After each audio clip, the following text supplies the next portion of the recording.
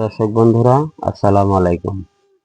আপনাদের আমি আজকে দেখাবো কি করে খাসির গোশত দিয়ে বিরিয়ানি রান্না করতে হয়। দেখেন, ঝরঝরে পারফেক্ট একটা বিরিয়ানি আজকে আপনাদের দেখানোর চেষ্টা করব।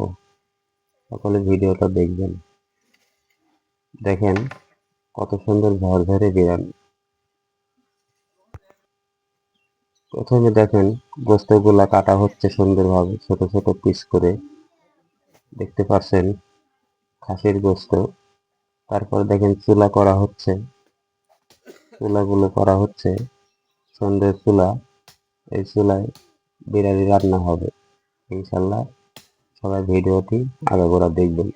দেখেন গোশতগুলো কত সুন্দর কালার হয়েছে, এবার নামানো হলো।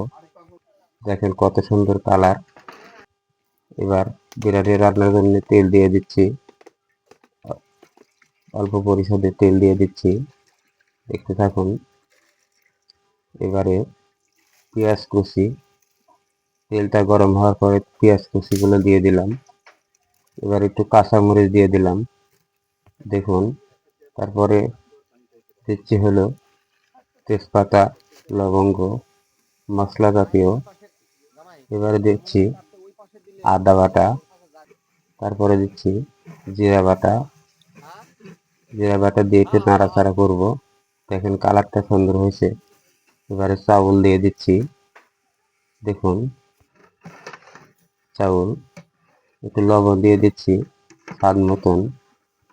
তারপরে দিয়ে দিচ্ছি আপনার, দেখেন সুন্দরভাবে নাড়াচাড়া করা হচ্ছে। যখন চাউলটা ভাজা হয়ে গেল, আমরা পানি দিয়ে দেব পরিমাণ মতন। দেখেন পানি দেওয়া হচ্ছে,